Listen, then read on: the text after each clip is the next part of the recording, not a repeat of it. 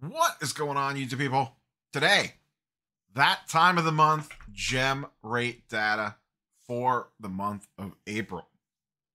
Shout out to Ryan, who runs Gem Rate and gives us all this wonderful information that helps us keep these grading companies in check and kind of gives us a little health report on the current state of grading in the sports card and TCG non-sports card world. Let's run down the numbers real quick. Record-breaking month for SGC. Let's just lead off with that right off the top. They had their biggest month ever as they continue to kind of work through their mini backlog. I saw some people on yesterday's video leave some comments that orders are still running about 3 weeks-ish over there at SGC, which for them is long. PSA, 1.2 million, a 10% drop, but they were closed for, I believe, or had limited capacity out of the main California office for a couple of days because they switched or slid over to a new building that caused them to have a little bit of a drop this month. So I believe that's where that 10% is coming from. Otherwise, they would have pretty much just capped right back out again. CGC coming in second place in the overall. That is on the back of TCG by a mile. We'll see that in a second.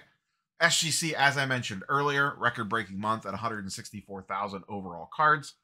And then Beckett in their usual spot down there in fourth place. We'll look at the kids here in a minute, the emergent graders, the HGAs and the tags and the robots and whatnot.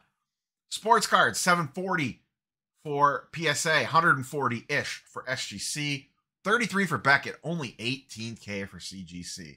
TCG side of things, PSA about 470K. CGC, that's where they're making all their money, folks. 160,000. Clear number 2 when it comes to TCG.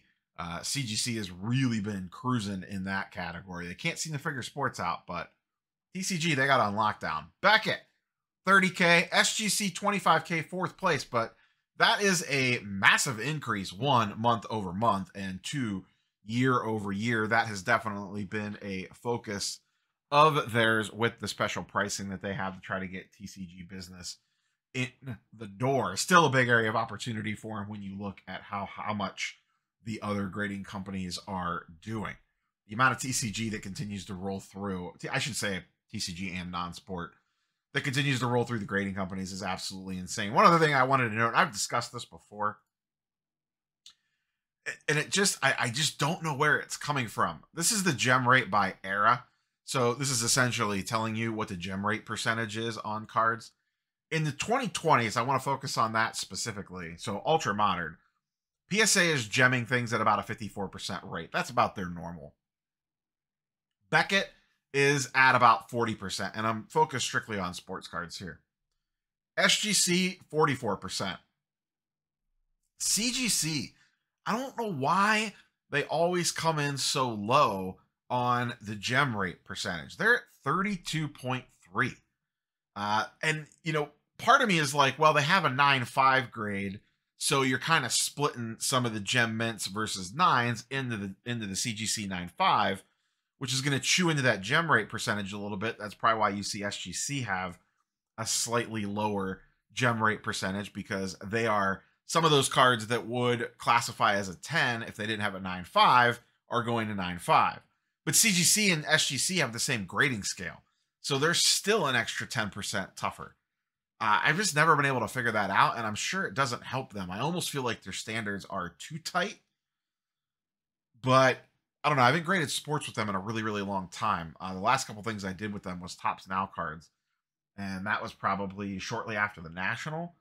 So I don't have any firsthand experience with them, but I just don't understand the 32% gem rate out of them when SGC with the same exact scale, obviously different grading standards, clearly, but you would think those two at least would be more closely in line with each other. Let's pop over and look at the little guys.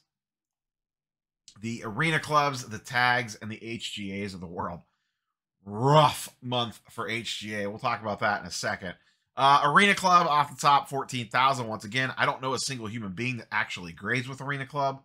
I've never met a person that does. I think it is all online on their marketplace, and it's just all staying in their ecosystem and not coming back out, because I rarely see I see more HGA slabs at shows than I do Arena Club slabs.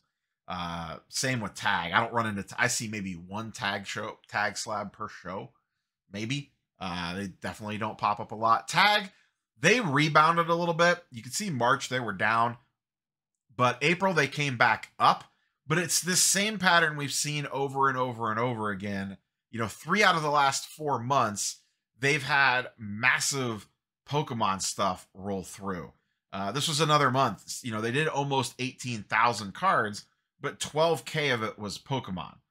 The month before, they did not have a massive Pokemon spike, and they did about 10K. They had some Pokemon, but it didn't dominate it. The previous 2 months, they did that same 17 to 18K number, and you can see down at the bottom there with the asterisks, they did about 13K Pokemon in each one of those months. So it seems like whenever they have these massive Pokemon orders come through, it spikes the numbers to the moon. And when they don't, it pulls it back down again. So, I mean, that's just me reading the numbers off the pop report and deducing that pattern. It's not that hard to figure out. I still question where all this stuff is going. That is, what is that? Almost 40,000 Pokemon cards that they've graded across 4 months. And when you look at eBay, I think there was 600 active listings and like 300 sold listings. I could be slightly off on that, but that was basically the gist of it. Nowhere near this amount. My gut still tells me that this stuff is heading for a repack somewhere. I just don't know where. As people in the comments have discussed before, depending on how you were building the repack, tag is an interesting angle for the repack because they put the cards in the little sealable baggies. So it's almost like opening a pack when you get a tag slab back. So I'm sure the tag bots will be all fired up because I said something bad about tag, whether I did or not. And then last but not least, yikes.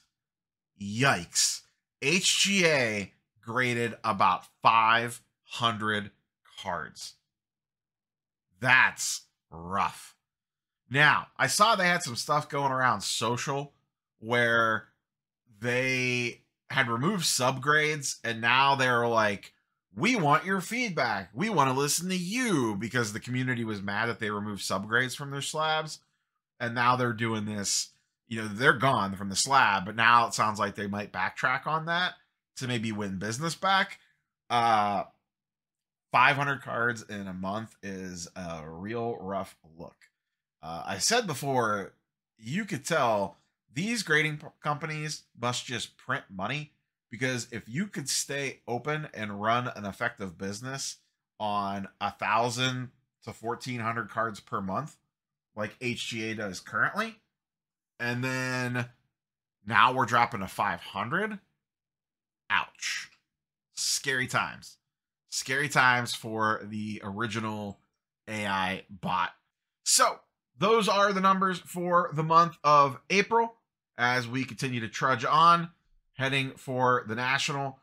PSA has their new specials out. The big thing that I am watching for this month is, does SGC finally drop a special back on us? They have a golden opportunity next week with Bowman release. Do they cook up a $9 Bowman special? I think that'll be something worth keeping our eyes on. It feels like they've been trying to get this backlog cleaned up, and maybe it's for that very reason. We'll find out, I guess, in less than a week. That's all I got for you, boys and girls. Curious for your thoughts and comments, as always, down below. Catch you on the next one. Peace.